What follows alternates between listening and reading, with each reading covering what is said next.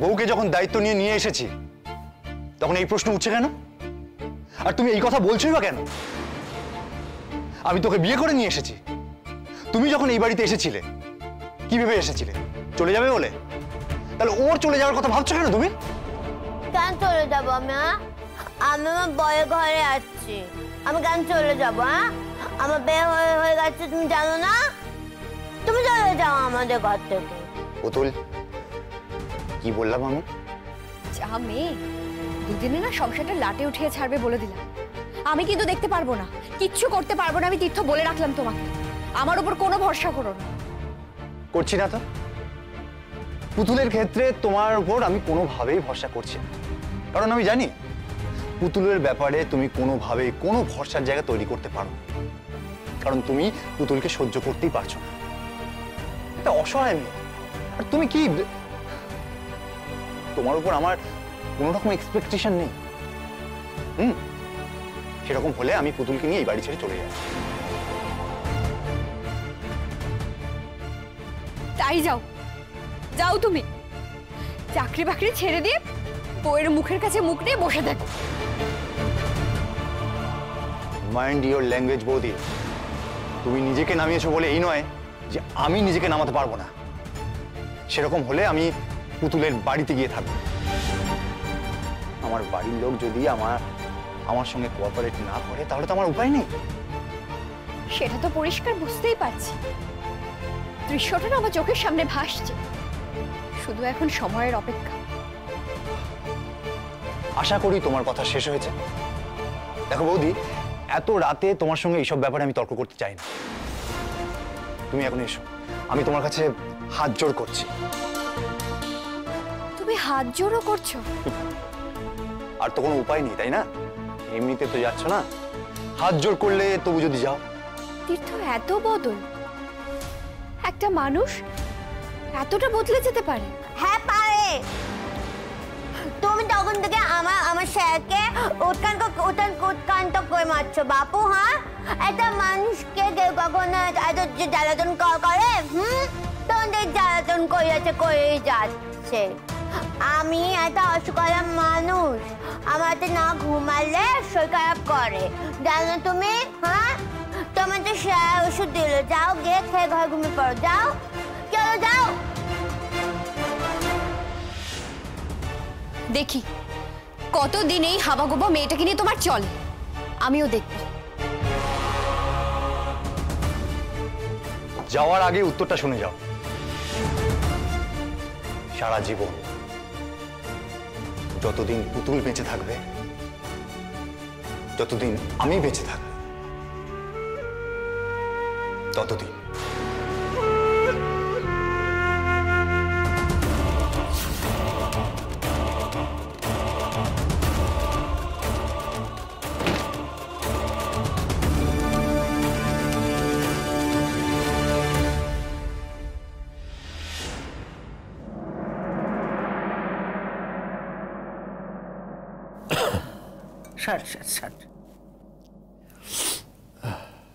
ও পরাগ, আচ্ছা সত্যি করে বল দেখিনি, এই পাটা কি কোনোদিনও ভালো হবে না? হ্যাঁ না মা, আমার এই পাটা আর কোনোদিনই ভালো হবে না। ও কি কথা?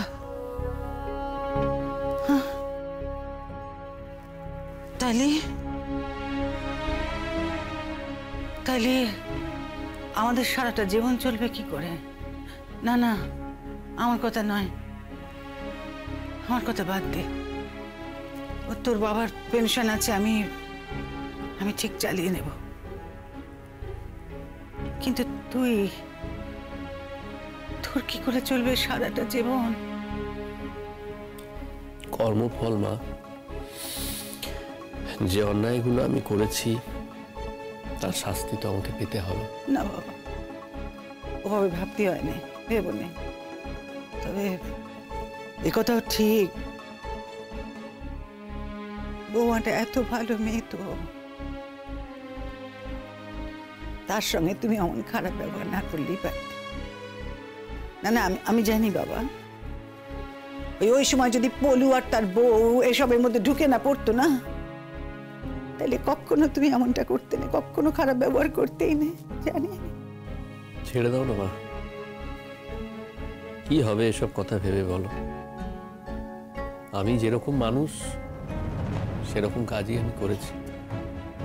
দেখো, মাঝখান থেকে আমি এটা ভাবি যে শিমুল তো এই অবস্থাটা থেকে মুক্তি পেল, ভালোই হয়েছে। আমি সেদিন ওকে বলছিলাম যে শিমুল তুমি এই চাকরিটা করো, বললাম। আর আমি এটা খুব ভালো করে জানি মা, ও ভবিষ্যতে যাই করুক না কেন, যেখানেই থাকুক না কেন, এমনকি ও যদি নিজের সংসারটাও করে, দিনের শেষে কিন্তু তোমাকেও দেখবে। না বাবা না, আমাকে দেখার কিছু নেই, তুই বিশ্বাস কর, আমাকে দেখার কিছু নেই। যে বললুম না তোকে, তোর বাবার পেনশন আছে, তাছাড়া এত বড় একখানা বাড়ি আছে তো। হ্যাঁ, এই পরাগ, আজকাল না আমার মাঝে মধ্যে ভয় হয়, কেন জানি না মনে হয় যে পলু যদি কখনো কোনো ছলে বলে কৌশলে আমাকে না জানিয়ে এই বাড়িখানা হঠাৎ বিক্রি করে দেয়, তাইলে কি হবে? পথে বসে যাব তো। না না পরাগ, না, সেরম বলি না। আমি বাড়িখানা বিক্রি করে দেব, আর সেই পয়সা দিয়ে আমার আর আমার ছেলের ঠিক চলে যাবে। হ্যাঁ, কি বল? কিন্তু ওই কথা গিয়ে দাঁড়ালো যে তোর জীবনটার কি হবে? আমার সুস্থ সবল তাজা ছেলে, তোরে কি হলো বাবা? মা, দুঃখ করো না মা, দুঃখ করে কি করবে বলো? আমিও না আর দুঃখ করি না, মেনে নিয়েছি। আমি এটা বুঝতে পেরেছি যে এটা আমার কপালে লেখা ছিল, যা কপালে লেখা আছে সেটাই তো হবে। কিন্তু কি জানো তো মা, আমার যেটা হয়েছে না, এটাতে আমি এক প্রকার শান্তি পাচ্ছি, জানো তো। শান্তি? কি কথা বাবা, শান্তি পাচ্ছ বলছো কেন? বলতে নেই? হ্যাঁ মা, শান্তি পাচ্ছি। শান্তি পাচ্ছি এটা ভেবে যে আমি এতদিন পরে প্রায়শ্চিত্ত করার একটা সুযোগ পেলাম। অনেক অন্যায়, অনেক অত্যাচার, অনেক অপরাধ তো করেছি মা। একটা মেয়ে আমাদের বাড়িতে এসেছে, সরল পরিষ্কার মন নিয়ে, অনেক স্বপ্ন নিয়ে এসেছে আমাদের এই বাড়িতে সংসার করবে বলে। তার তো কোনো দোষ ছিল না, তাকে সংসারটা করতে দেওয়া হলো না, করতে পারলো না সংসার। দেখো, শতদ্রুর সঙ্গে ওর যাই থাকুক না কেন, সেগুলোকে তো ও বয়ে নিয়ে আসেনি, সেগুলোকে তো ছেড়ে এসেছে। ও সবটা বিসর্জন দিয়ে তবে এসেছে। আমি মনে মনে কি করে সেটা অবিশ্বাস করি বলতো? পরাগ, একটা কথা বলি। হ্যাঁ মা, নিশ্চয়ই বলবে। তুমি ছাড়া আর কে বলবে বলো তো? এখন তো তুমি আমার সব থেকে ভালো বন্ধু মা, তাই না? কেউ তো আর আমার পাশে নেই, কেউ আসেও না। তুমি আসো, তোমার কাছে তো আমি সব সব কথা বলি মা, নিশ্চয়ই বলবো। বল। কথায় বলে নে, কুপুত্র যদি বা হয় কুমাতা কখনো নয়। তাছাড়া অমন ভাবে ভেবো নে বাবা, তুমি তো তোমার ভুল এখন বুঝতে পেরেছো। তুমি তো বুঝতে পেরেছো তুমি যা করেছো ঠিক করোনি। শোন, আমি তোমাকে ছেড়ে কোথায় যাব? তোমাকে ছেড়ে আমি কখনো কোথাও যাব না। তুই আমার প্রথম সন্তান, কত কষ্টের সন্তান। আমি তোমাকে একা ফেলে কোথাও যাবো না বাবা, কোথাও যাবো না। তারপরে আবার এত বড় একখানা ধকল কাটিয়ে উঠেছো বাবা তুমি। তোমার তো ফেরারই কথা ছিল না। আমি যে তোমাকে ফিরে পেয়েছি এই তো আমার অনেক। ভগবানকে শত শত ধন্যবাদ জানাই বাবা। আমি কোথাও যাব। তাছাড়া তোমার উপর আমি রাগ করি কি করে? তোমার উপর তো আমি রাগ করতে পারবো না। ওই যে মরার উপর রাগ করে কেউ সেই মরাকে আবার মারে না তো। তোমার উপর আমার আর কোনো রাগ নেই। ওই যে বললাম, যতদিন না আমি চোখ বুঝি আমি তোমার কাছে, এটাই তো চিন্তা আমার, যে আমি যতদিন বেঁচে আছি ঠিক আছে, কিন্তু আমি এই পৃথিবী ছেড়ে চলে গেলে মানে আমি চোখ বুঝলি, তখন আমার পরাগের কি হবে? হ্যাঁ, আমার মতন করে তোমাকে তো আর কেউ আগলে রাখবে না বাবা। কেউ তো এইভাবে তোমাকে দেখে শুনে বাথরুম টাথরুম, তখন তুমি কিভাবে যেতে পারবে? সেই শুধু আমার চিন্তা। তুমি চিন্তা করো না মা, যা হবার তাই হবে। যদি সেরকম পরিস্থিতি আসে তাহলে আমি না হয় কোনো আশ্রমে চলে যাব।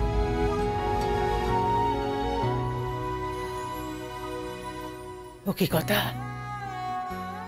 আশ্রম? এটা না, ও সমস্ত আমি সহ্য করতে পারবো না, কিন্তু সব কথা নয়। যাই হোক, তুমি একটা কি বলছিলে মা, বলো। ও হ্যাঁ, আমি বলতে চাচ্ছিলাম যে ওই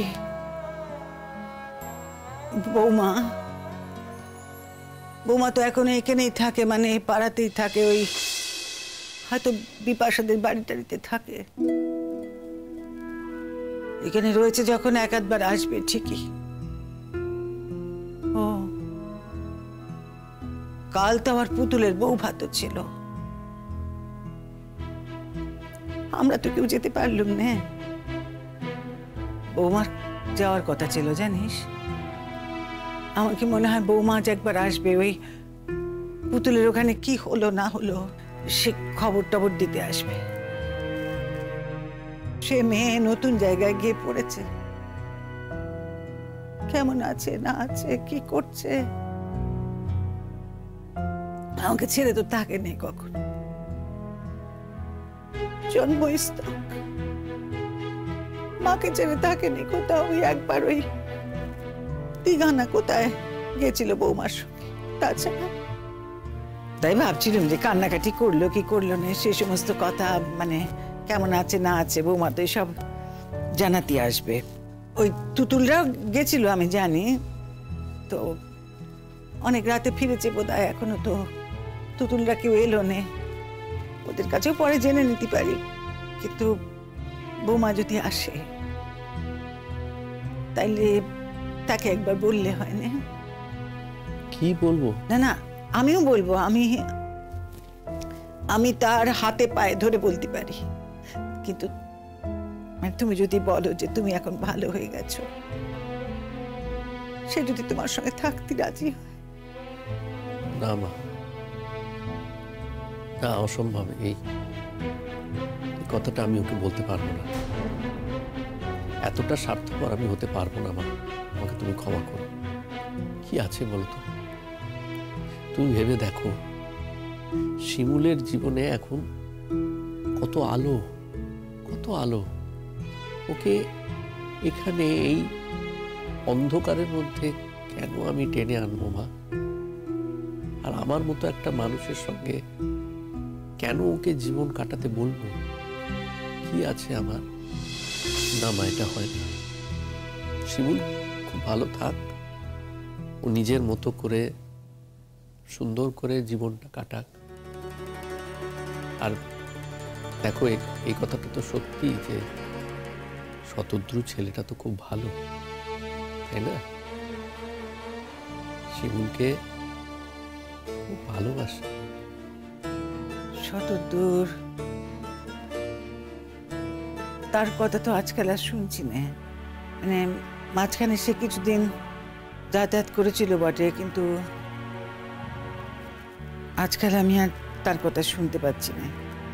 আমি জানি না ঠিক করে, কিন্তু বৌমার সঙ্গে কি তার যোগাযোগ আছে আদৌ? কি জানি, হয়তো দুজনের মধ্যে মতের কোনো অমিল টমিল হয়েছে, তার কথা তো আর শুনি না। হতেই পারে, হতেই তো পারে।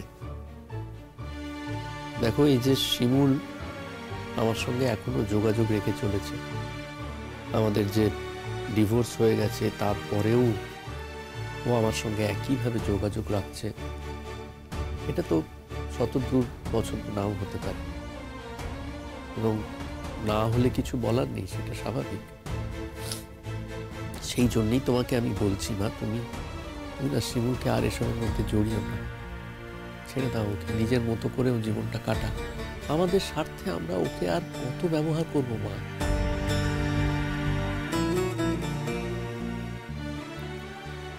মা, বৌমা, বৌমা, এসো এসো, এই অনেকদিন বাঁচবে গো, তোমার কথাই বলছিলাম আমরা দুজন। এসো। হ্যাঁ, আসলে নিচে তোমাকে দেখতে পেলাম না, তাই ভাবলাম। এসো এসো মা, এসো এসো, ভেতরে এসো। এই দেখো না, আমাকে তো আজকাল বেশিরভাগ সময় আমার ছেলেটার কাছে থাকতে হয় না। হ্যাঁ গো মা, ও তো আর একা একা উঠতেও পারে না। ও বৌমা, এই যত দিন যাচ্ছে পা দুটো অবশ হয়ে যাচ্ছে গো। বাথরুম টাথরুমে নিয়ে যাওয়া, সেও আমাকেও নিয়ে যেতেই হয়, আর পেরে উঠছি না বৌমা। একটা লোক খুঁজছি, তোর ছাই সে লোকও কোথাও পাচ্ছি না। কি করি বলো তো, আমার দ্বারা হয় এত কিছু? মা কি আশ্চর্য! আচ্ছা শিমুল এলে তুমি সবসময় আমাদের সমস্যার কথাগুলোই কেন বলতে থাকো বলতো? এই তো তুমি বলছিলে তুমি জিজ্ঞেস করবে দিদি কেমন আছে, সেগুলো জিজ্ঞেস করো। মা, লোক কিন্তু একটা রাখা দরকার। তোমার পক্ষে এখন এসব করা সম্ভব নাকি? আমি বরঞ্চ একটা লোক খোঁজার চেষ্টা করব। না না শিমুল, শোনো, লোক দেখতে হবে না, আমি পারবো, আমি ওই ধরে ধরে পারবো সব করতে। দেখেছো মা, কিছুতেই লোক রাখতে দেবে না গো, কিছুতেই দেবে না। না আমি বুঝি, আসলে ভাবে কি জানো তো, এখন তো চাকরিটাও নেই, মানে চাকরিটা আর ঠিক করে করতে পারবে কিনা কোনোদিন জানে না তো, তাই বোধহয় কি বিপদে পড়েছি বলো দেখি বৌমা, কি করবো আমি এখন? মা, তোমার ছেলে প্রাণে বেঁচে ফিরেছে, সেটাই অনেক, ঈশ্বরকে ধন্যবাদ জানাও, এটাই মানো। আর তারপরে যা বিপদ আপদ আসবে সেগুলো তো কাটিয়ে উঠতেই হবে। তবে হ্যাঁ, লোক ছাড়া কিন্তু চলবে না। তোমার পক্ষে তো আর এত কিছু করা সম্ভব নয়। আমি পারছি না গো, শুধু ওই ধরে ধরে নিয়ে যাই সবসময় বাথরুম টাথরুমে, সেটাও তো ভালো করে পারি না, ওই যাতে পড়ে না যায় কোনোভাবে ধরে থাকি আমি ওকে, জানো। কিন্তু এখানে তো সবসময় বসে থাকলে আমার চলে না, নিচে যেতে হয়, তো ওর খাবার তৈরি করতেই যেতে হয় বৌমা। হ্যাঁ, পেট পেট কি করি বলো, পেটে তো দুটো দিতেই হবে, তাই না?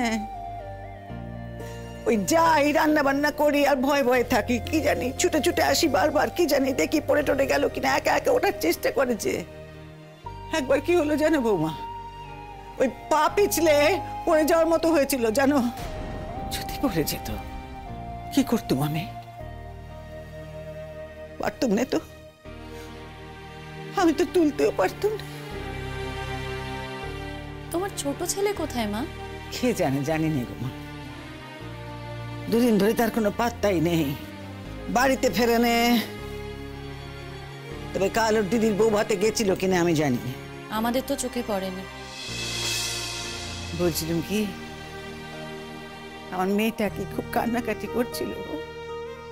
সেটাই তো স্বাভাবিক, কান্নাকাটি তো করবেই। বারবার জিজ্ঞেস করছিল আমাকে, জানো তো, যে মা কেন আসেনি, মা কোথায়। তোমাদের জন্য বড় মন কেমন করছে। তত্ত্ব পাঠিয়ে দিয়েছিল মা তুতুলের হাত দিয়ে। নানা তত্ত্ব পেয়েছে, কিন্তু পুতুল দিকে তো জানো এসবের থেকে লোক বেশি ভালোবাসে। বারবার তোমাদের খোঁজ করছিল, কিন্তু কি আর করা যাবে। অবশ্য কাল তো পুতুল দিয়ে আসবে। হ্যাঁ, কাল আসছে বুঝি? ও বৌমা দাঁড়া, ওই আমি ভাবছিলাম কি তোমাকে একটা কথা বলি। অবশ্য বলতে ভয় ভয় করছে না। তুমি বললে যে কাল পুতুল আসবে, কাল যখন পুতুল আসবে তুমি আসবে তো মা? মা, নতুন জামাই আসবে, তুমি একা সবকিছু সামলাবে কি করে বলো? আমি আসবো, এসে করে দিয়ে যাব। না শিমু,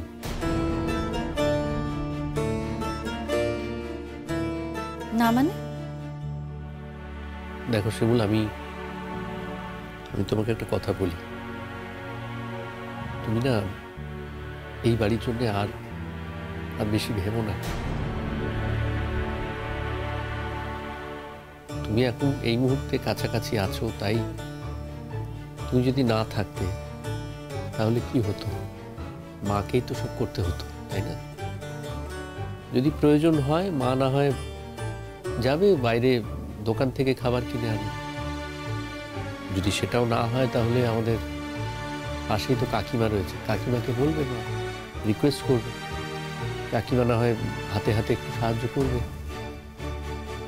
তোমার এসবের মধ্যে থাকার দরকার নেই শিমু। তোমার জীবনের অনেকটা মূল্যবান সময় তুমি নষ্ট করেছো আমাদের এই পরিবারের জন্য, আর তোমাকে সেই সময়টা নষ্ট করতে হবে না। তাছাড়া দেখো, এই কথাটা হয়তো আমার বলা ঠিক হবে না, তাও বলছি। এই শতদ্রুর সঙ্গে তোমার মিসআন্ডারস্ট্যান্ডিং যদি হয়ে থাকে, কে বলতে পারে, হয়তো এই কারণগুলোর জন্য হয়েছে। একবার ডিভোর্স হয়ে যাওয়ার পরেও আবার সেই স্বামীর জন্য তুমি এত কিছু। আমি যেটা করেছি একজন মানুষ হিসেবে করেছি, স্বামী ভেবে করিনি। আর কেউ যদি এটা না বোঝে, সেটা পুরোপুরি তার সমস্যা।